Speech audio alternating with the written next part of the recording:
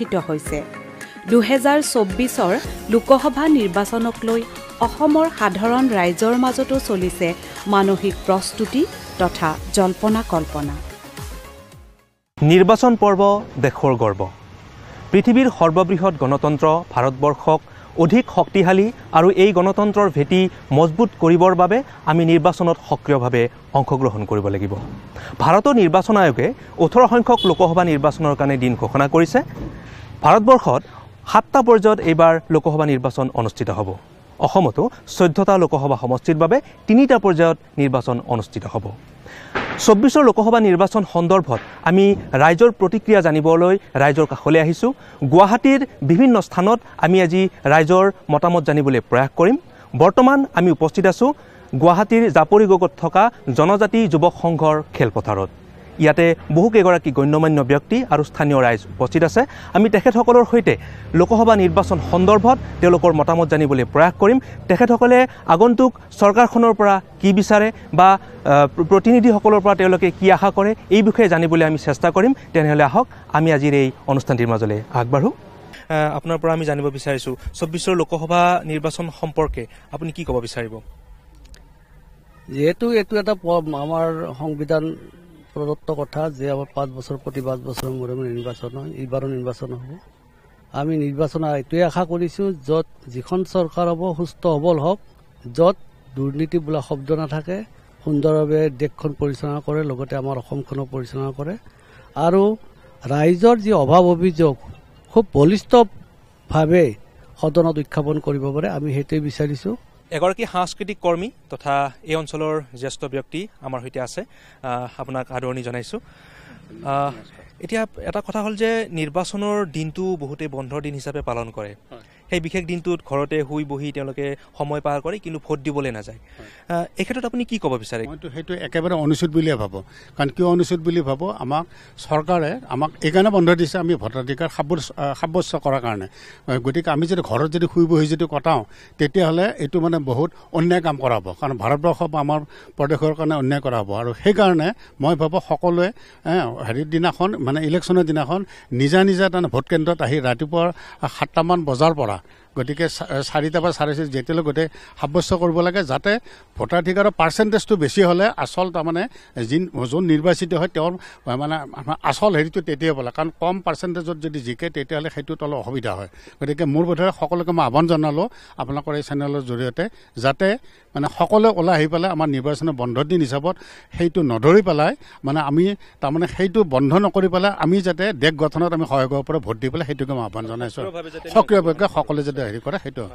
কবিতাৰে মনৰ অনুভৱ প্ৰকাশ কৰিব এগৰাকী বাইদেৱে আহক তেনেহ'লে আমি তেখেতৰ কবিতাৰ মাজলৈ আগবাঢ়ো বাইদেউ সকলোলৈ মই সশ্ৰদ্ধ প্ৰণাম জনাইছোঁ আৰু মোৰ মনৰ কথাখিনি কবিতাৰে আপোনালোকক জনাবলৈ বিচাৰিছোঁ কবিতাৰ শিৰোনাম নিৰ্বাচন পূৰ্ণতা প্ৰাপ্তিৰ বাট সমগ্ৰ বিশ্বতে আলোড়ন সৃষ্টিকাৰী এটি নান্দনিক শব্দ এই নিৰ্বাচন কীৰ্তিৰ এধাৰী মালা সকলো জাতি বৰ্ণ ধৰ্ম নিৰ্বিশেষে নিৰ্ভয়েৰে যোগদান কৰিব পৰা এটি পবিত্ৰ উৎসৱ এই নিৰ্বাচন হালোৱা সজোৱা বনোৱা ৰনোৱা সকলোৰে সম অধিকাৰৰ এক মঞ্চ এই নিৰ্বাচন প্ৰতি 5 বছৰৰ মূৰে মূৰে হৃদয়ৰ প্ৰান্তত গান্ধীজীৰ ৰাম ৰাজ্যৰ সপোনবোৰ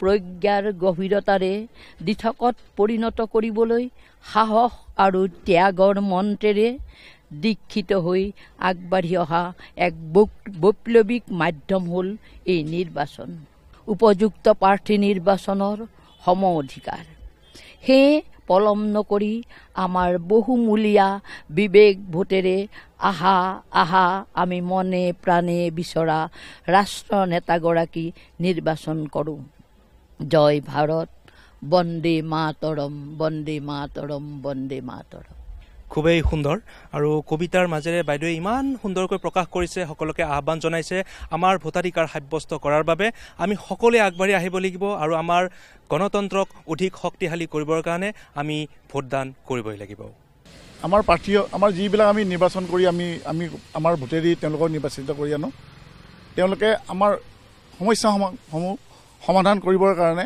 তেওঁলোকে আচলতে গাঁৱে গাঁৱে বা যিবোৰ আমাৰ আছে অধ্যয়ন নকৰে। একচুৱেলি তেওঁলোকে যদি ভালকৈ অধ্যয়ন কৰি এইবিলাক কাম কৰে আৰু সদনত গৈ তেওঁলোকে এইবিলাক উপস্থাপন কৰে, তাৰ এটা ভাল সঠিক ৰিজাল্ট ওলাব বুলি আমি আশা কৰোঁ। এইবাৰ আমাৰ যিবিলাক প্ৰাৰ্থী আমাৰ জয়যুক্ত হৈ আহিব, তেওঁলোকে যাতে আমাৰ যিবিলাক সমস্যা আছে এই সমস্যাসমূহ তেওঁলোকে ভালকৈ অধ্যয়ন কৰক আৰু অধ্যয়ন কৰি তেওঁলোকে আমাৰ সমস্যাবোৰ কেনেকৈ সমাধান কৰিব পাৰে সদনত বক্তব্য ৰাখক আৰু সেইবোৰৰ সমাধানৰ এটা উচিত বিচাৰ কৰি আমাৰ ৰাইজক উপহাৰ দিয়ক। এইটোৱে আমি কামনা কৰোঁ তেওঁলোকৰ পৰা হোৱা। আৰু তেওঁলোকে আমাক আজি ধৰক যিবিলাক প্ৰতিশ্ৰুতি দি যায় সেইবোৰ যাতে আখৰে আখৰে পালন কৰে, 100% পালন কৰি পেলাই আমাৰ ৰাইজক ৰাইজে যিটো উৎসাহেৰে ভোট এজন মানুহক নিৰ্বাচিত কৰি আনো তাৰ যেন তেওঁলোকে আমাৰ উচিত আমাক পুৰস্কাৰ হিচাপে তেওঁলোকৰ প্ৰতিশ্ৰুতিবিলাক পূৰণ কৰে। এইখিনি আমি আশা কৰোঁ প্ৰতিনিধিৰ পৰা। মোৰ ফালৰ পৰা মোৰ এইটো ব্যক্তিগত কথা যে আমি প্ৰাৰ্থীজন কেনেকুৱা দলৰ ওপৰত প্ৰাধান্যটো আমি পিছত দিম, কিন্তু প্ৰথম মই চাব লাগে আমি প্ৰাৰ্থীত্বটো যে প্ৰাৰ্থীজন চাৰিওফালৰ পৰা যিজন প্ৰাৰ্থী ভাল হ'ব তেখেতকে আমি নিৰ্বাচিত কৰিব লাগে। কাৰণ আমাৰ যি লোকসভাৰ এই যি নিৰ্বাচন হয় এই নিৰ্বাচনত আমাৰ এই প্ৰাৰ্থীজনে যাব লাগিব দিল্লীলৈ, য'ত ৰাজধানীত গোটেই ভাৰতবৰ্ষৰ MP লগ লাগি কথা বতৰা পাতে আৰু আমাৰ দেশৰ যিবিলাক অসুবিধা আছে সেইবিলাক তেওঁলোকে তাতে অৱগত কৰিব লাগিব। আৰু তেখেতসকলে ভালকৈ যদি অৱগত কৰিব পাৰে আৰু যদি বাকী সংসদবিলাকৰ চকু তেখেতৰ ফালে নিক্ষেপ কৰাব পাৰে তেতিয়া আমাৰ বহুখিনি কামত আহে। আৰু সেয়েহে মোৰ ফালৰ পৰা মই আকৌ কৈছোঁ যে আমি মানুহজনক প্ৰাৰ্থী হিচাপে উপযুক্তভাৱে চাব লাগে আৰু তেওঁকে ভোট দিব লাগে। এটি গীতৰ মাজেৰে লোকসভা নিৰ্বাচন সন্দৰ্ভত নিজৰ মনৰ ভাৱ প্ৰকাশ কৰিব বাইদেৱে। আমি তেখেতৰ কাষলৈ যাব বিচাৰিছোঁ। বাইদেউ নমস্কাৰ জনাইছোঁ। অতি কম সময়ৰ ভিতৰতে মোৰ স্বামী অকণ বৰুৱাই এটি গীত প্ৰস্তুত কৰিছে। আমি নিৰ্বাচনৰ বিষয়ে ক'ব লগা, আমি যিহেতু সাংস্কৃতিকৰ মানুহ হয় গতিকে মই গীতৰ মাধ্যমেৰে অকণমান ক'বলৈ চেষ্টা কৰিছোঁ। আহিল আহিল আমাৰ নিৰ্বাচন, সাজু হোৱা দেশৰ জনগণ। আহিল আহিল আমাৰ নিৰ্বাচন, সাজু হোৱা দেশৰ জনগণ। সকলো একগোট হোৱাৰ প্ৰয়োজন, প্ৰাৰ্থী বাছনি কৰাৰ আয়োজন। সকলো একগোট হোৱাৰ প্ৰয়োজন, প্ৰাৰ্থী বাছনি কৰাৰ আয়োজন। আহিল আহিল আমাৰ নিৰ্বাচন, সাজু হোৱা দেশৰ জনগণ। জাতি ধৰ্ম বিচাৰ নকৰি, যোগ্যজনক বিচাৰ কৰি। জাতি ধৰ্ম বিচাৰ নকৰি, যোগ্যজনক বিচাৰ কৰি। পাতি দিম আমি দেশৰ প্ৰতিনিধি, তেহে হ'ব আমাৰ প্ৰগতি। পাতি দিম আমি দেশৰ প্ৰতিনিধি, তেহে হ'ব আমাৰ প্ৰগতি। একতাই হওক আমাৰ প্ৰতিশ্ৰুতি, আমি হলো সজাগ ভোটাৰ। ভোটদান আমাৰ অধিকাৰ, আমি আহিছোঁ লাই, ভোট দিবলৈ আহিছোঁ লাই। খুবেই সুন্দৰ মন পৰখা এটি গীত। আমি সকলোৱে ওলাই আহিব লাগিব। আৰু বাইদেউ ইমান সুন্দৰকৈ গীতটিত প্ৰকাশ কৰিছে মনৰ কথাখিনি, গতিকে আপোনালোকে নিশ্চয় অনুভৱ কৰিছে আমি ভোটদান কিয় দিব লাগে আৰু আমি এই গণতন্ত্ৰৰ ভেটি শক্তিশালী কৰাৰ কাৰণে কিয় ভোটাধিকাৰ সাব্যস্ত কৰিব লাগে। বাইদেৱে সুন্দৰকৈ গীতৰ মাজেৰে প্ৰকাশ কৰিছে। আমি বাইদেউক বহুত বহুত ধন্যবাদ জনাইছোঁ। এটা লোকসভা নিৰ্বাচন বুলি ক'লেই সকলোৰে এটা দায়িত্ব আহি পৰে যে আমি এগৰাকী যোগ্য প্ৰাৰ্থী নিৰ্বাচন কৰিব লাগে আৰু এই যোগ্য প্ৰাৰ্থীজনে যাতে সংসদত গৈ আমাৰ সমস্যাসমূহ সমাধান কৰে। এটা আপুনি কি ভাবে আমাৰ অসমত এনেকুৱা কি সমস্যা আছে যিবোৰ সমস্যা এতিয়ালৈকে কোনো এখন চৰকাৰে সমাধান কৰিব পৰা নাই স্বাধীনতাৰ পাছৰে পৰা? আচলতে নিৰ্বাচন বুলি ক'লে সকলো আমাৰ জনসাধাৰণে এটাই কথা ভাবে যে নিৰ্বাচনটো হৈ যাওক, আমাৰ এটা ভাল প্ৰতিনিধি আহক যিবোৰ আমাৰ সমস্যা সমাধান কৰিব পাৰে। কিন্তু এটা কথা হৈছে যে বৰ্তমান আমাৰ সমাজত যিমানবোৰ প্ৰতিনিধি আহি আছে সদায় তেওঁলোকে এটা প্ৰতিশ্ৰুতি দি থৈ যায়, কিন্তু সম্ভৱ হৈ নুঠে আমাৰ সমস্যাবোৰ। যেনেকৈ ধৰক এতিয়া আমি আমাৰ গোটেই দেশবাসীয়ে জ্বলন্ত সমস্যাসমূহ ধৰক বানপানীৰ সমস্যাৰ পৰা, খোৱা পানীৰ সমস্যাৰ পৰা আৰু আমাৰ খাদ্য সামগ্ৰী যিবোৰ, তেনেকুৱা ধৰণৰ সমস্যাবোৰ আমাৰ সদায় চলি থাকে। সদায় মানুহৰ নিত্য প্ৰয়োজনীয় বস্তুবিলাকৰ কাৰণে সংগ্ৰাম কৰিব লগা হয়। গতিকে এনেকুৱা বস্তুৰ প্ৰতি তেওঁলোকে এইটোৰ বস্তুৰ অলপ নজৰ ৰাখিব লাগে। আৰু আমাৰ প্ৰতিনিধিখিনিয়ে অন্তত এই জনসাধাৰণৰ মাজত আহি যেনেকৈ তেওঁলোকে অকল ভোটৰ সময়ত আহি পেলাই বিভিন্ন প্ৰতিশ্ৰুতি দি যায়, তেনেকুৱা নহওক। আমি ভাল প্ৰতিনিধি সদায় বিচাৰোঁ, আৰু যিজন প্ৰতিনিধিয়ে আমাৰ মাজত থাকি সকলো সমস্যা লৈ তেওঁলোকে এই সমস্যাবোৰ সমাধান কৰাৰ কাৰণে প্ৰতিশ্ৰুতি দিও আকৌ তেওঁলোকে এই প্ৰতিশ্ৰুতিৰ কাৰণে আগবাঢ়ে, তেনেকুৱা ধৰণৰ প্ৰতিনিধিকে আমি আমাৰ ফালৰ পৰা আমি তেওঁলোকক নিৰ্বাচন কৰাবলৈ আমাৰ এটা বিশ্বাস এটা থাকে। গতিকে তেওঁলোকে এইটো ভবা উচিত, যিসকল প্ৰতিনিধি বৰ্তমান আমাৰ এতিয়া নিৰ্বাচন আয়োগৰ লগত এতিয়া প্ৰতিদ্বন্দ্বিতা কৰিব, তেওঁলোকক আমি এইটো ক'বলৈ বিচাৰোঁ যে যি প্ৰতিনিধিয়ে আমাক বা যি চৰকাৰেই নহওক, আমাৰ কথা হ'ল কি যিজন প্ৰতিনিধি হ'ব তেওঁলোকে যাতে আমাৰ সমস্যাবোৰ সমাধান কৰাৰ কাৰণে গুৰুত্ব আৰোপ কৰে, আৰু তেওঁলোকে আমাৰ জনসাধাৰণৰ মাজত আহি তেওঁলোকে যাতে আমাৰ এই সমস্যাবোৰ বুজ লৈ সক্ৰিয়ভাৱে তেওঁলোকে জড়িত হৈ পেলাই এই সমস্যাৰ কাৰণে আগবাঢ়িব পাৰে, সমস্যা সমাধানৰ কাৰণে। মহিলা হিচাপে আপুনি নিশ্চয় অনুভৱ কৰে বহুতো সমস্যা আছে, গতিকে আগন্তুক লোকসভা নিৰ্বাচন সন্দৰ্ভত আপোনাৰ মহিলাসকলৰ সমস্যা সন্দৰ্ভত কি ক'ব বিচাৰিব? যিসকল প্ৰাৰ্থী বিজয়ী হ'ব, প্ৰতিনিধি বা নতুন চৰকাৰ যাৰেই নহওক গঠন হ'ব, তেখেতসকলৰ পৰা কি আশা কৰে মহিলা হিচাপে? আমি আচলতে মহিলাসকলে তেখেতসকলৰ পৰা, যিহেতু এইবাৰ মহিলাই সকলো ক্ষেত্ৰত বিভিন্ন দিশত আগবাঢ়ি আহিছে, মহিলাসকল পিছ পৰি থকা নাই। দেখিব পাইছোঁ যে পুৰুষৰ লগত সমানে ফেৰ মাৰি মহিলাসকল ইতিমধ্যে জাগ্ৰত হৈ যিকোনো সামগ্ৰিক সমস্যাৰ প্ৰতি তেখেতসকলে অনুশোচনা বা তেখেতসকলে উপলব্ধি কৰিব পাৰি যিকোনো ক্ষেত্ৰত আগবাঢ়িছে। তাৰে ভিতৰত যোগ্যজনে তাৰমানে জিকি ৰাইজৰ ভোটত বিজয় হৈ তেখেতসকলে নিশ্চয় সাংসদত যাই আমাৰ মহিলাৰ যিবিলাক সামগ্ৰিক সমস্যা আছে, ইতিমধ্যে বিভিন্ন সমস্যা দূৰ হৈছে। তাৰে ভিতৰত কিন্তু মধ্যবিত্তৰ কাৰণে অকণমান হ'লেও কিছু অসুবিধা আছে। সেই ক্ষেত্ৰত তেখেতসকলে যাতে সাংসদত যাই মাত মাতি আমাৰ মানে সকলো ৰাইজৰে যিবিলাক অসুবিধা আছে বা মহিলাৰ অসুবিধা আছে সেইখিনি তেখেতসকলে দূৰীকৰণৰ কাৰণে মাত মাতিব বুলি আশা ৰাখিছোঁ।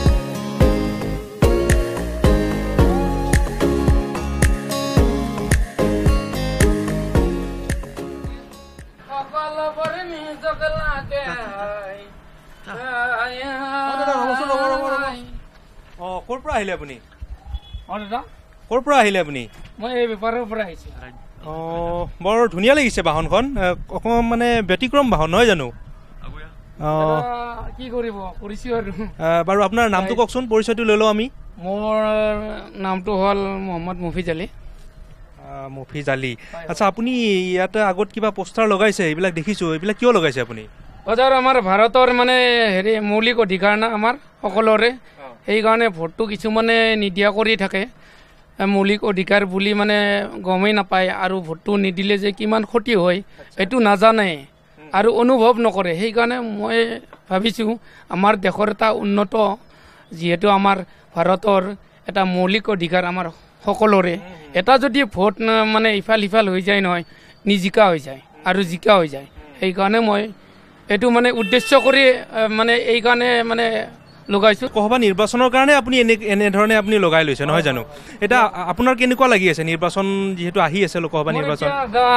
উগুল ঢুগুল লাগি আছে, খুবেই এটা চিন্তা হৈ আছে, কাক ভোটটো দিওঁ, কেনেকুৱা মানুহক ভোটটো দিওঁ, তেনেকুৱা এটা হৈ আছে মোৰ মনটো। সেইকাৰণে ভাবিছোঁ কি কৰোঁ কি নকৰোঁ।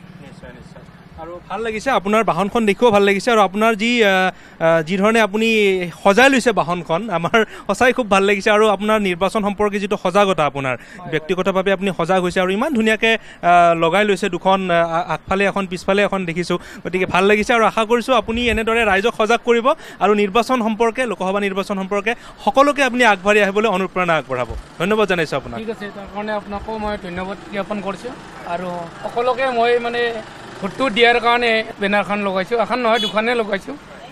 জীয়াই থকা পৃথিৱীখনত সকলোবোৰ নিজৰ নিজৰ সকলোবোৰ নিজক লাগে।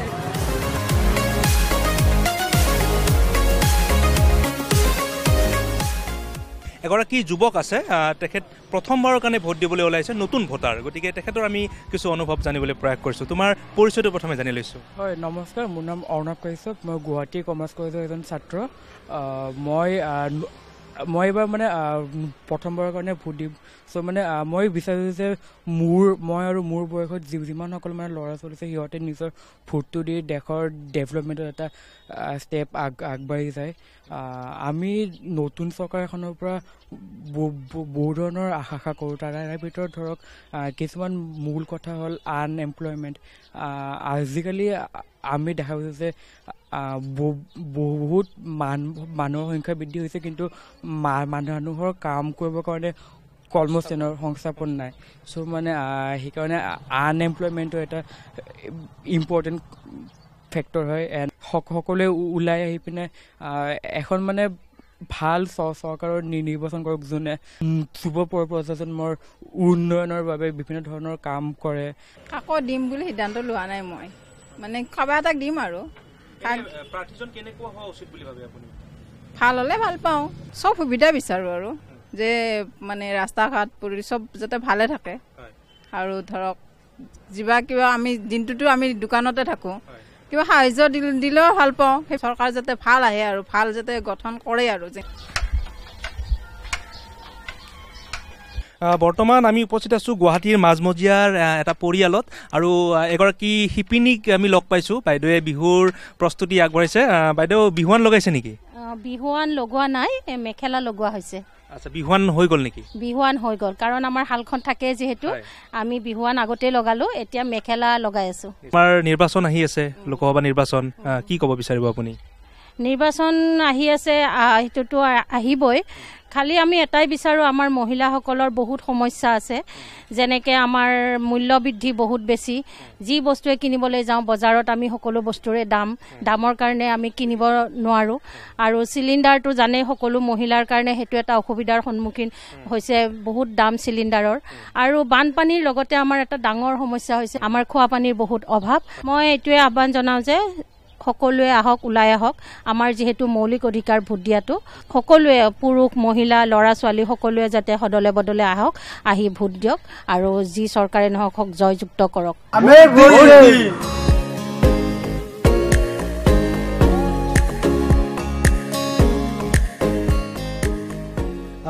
এগৰাকী আইতাক আমি লগ পাইছোঁ, এটা মুকলি জুহালত তেখেতে বহি আছে। আইতা, কি ৰান্ধিছে? মই এইটো পানী গৰম দিছো। পানী গৰম কৰিছে? পানী গৰম কৰিছো। আকৌ হেৰি কৰোঁ কি আপুনি খোৱা বোৱা, আমাৰ পানীৰ কষ্ট নহয় বাপা। এই গুৱাহাটী টাউনত পানীয়ে নাপাওঁ, আমাৰ নিজৰ গুৱাহাটী টাউন এইখন। বিহুৰ পাছতে নিৰ্বাচন।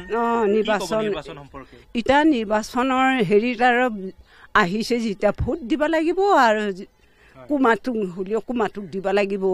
ভোটটোতো জিতাবই লাগিব না। বস্তু বেলাখন অকণমান এতিয়া কম কৰাটো আমি ভাল পাওঁ। আৰু গেছ বেলাখনো ইমান দৰ বাপা, দাম হৈছে, অলপমান কমালি ভাল পাওঁ।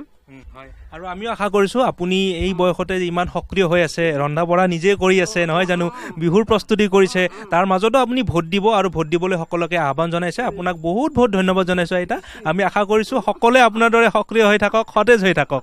ধন্যবাদ জনাইছোঁ আপোনাক। আমি বৰ্তমান উপস্থিত আছোঁ গুৱাহাটীৰ মাজমজিয়াত থকা এটা বাসগৃহত। ইয়াতে কেইগৰাকীমান ব্যক্তি মিলিত হৈছে। তেখেতসকলে আগন্তুক লোকসভা নিৰ্বাচন সন্দৰ্ভত সজাগতাৰ বাবে এক আয়োজন কৰিছে। বিশেষকৈ আমি কিয় ভোট দিব লাগে, ভোটদান সন্দৰ্ভত সজাগতা সৃষ্টিৰ বাবে তেখেতসকলে এখন সজাগতামূলক চুটি নাটক প্ৰস্তুত কৰিছে। তেনেহ'লে আহক আমি এই চুটি নাটখন এই মুহূৰ্তত উপভোগ কৰোঁ। এই বিষৰ যন্ত্ৰণা মোক একদম বহুত বিষ।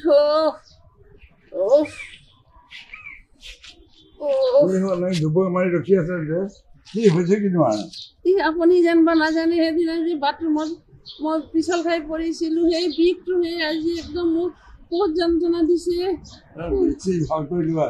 বিহুৰ দিনৰ পিছতে লোকসভাৰ ইলেকশ্যন আছে, ভোট দিব লাগিব তুমি।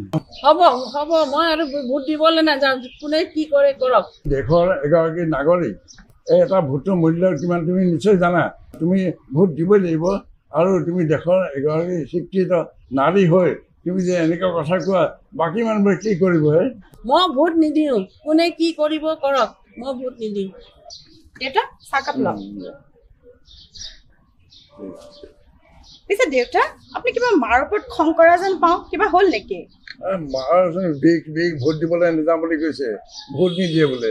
গতিকে তুমিয়ে বুজাই দিয়া বুজাচোন অলপ।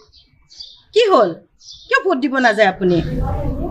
মই ইমান ভৰি বিষ, মই একদম শাৰী পাতি ভোট দিব নোৱাৰো নহয়।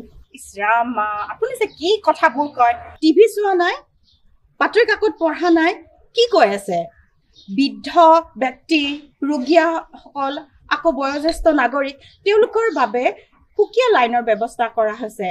যিসকল লোকে শাৰী পাতি ভোট দিব নোৱাৰে তেওঁলোকে ঘণ্টাৰ পিছত ঘণ্টা থাকি ভোট দিয়াৰ কোনো প্ৰয়োজন নাই। আপুনি কিয় চিন্তা কৰিছে? আমি আছো নহয় মা, আপোনাৰ ল'ৰা আছে, ল'ৰাই আপোনাক গাড়ীৰে লৈ যাব, আমি ভোট কেন্দ্ৰ তাতে আপোনাক নমাই দিম, আমি লগত থাকিম, আপুনি 5 মিনিটৰ ভিতৰতে ভোটটো দি আহিব পাৰিব, নহয়নে দেউতা? হয়নে? আমি সকলোৱে লগ হৈ মাক ভোটটো দিয়াম। ইমান চিন্তা কিয় কৰিব লগা হ'ল? এইবোৰ একো চিন্তা কৰিব নালাগে। আপুনি সুকলমে ভোটটো দিব আৰু কাক ভোট দিব মাত্ৰ সেই বিষয়ে ভাবক। আপুনি কেনেকে ভোট দিব যাব সেই বিষয়ে আপুনি একো চিন্তা কৰিব নালাগে।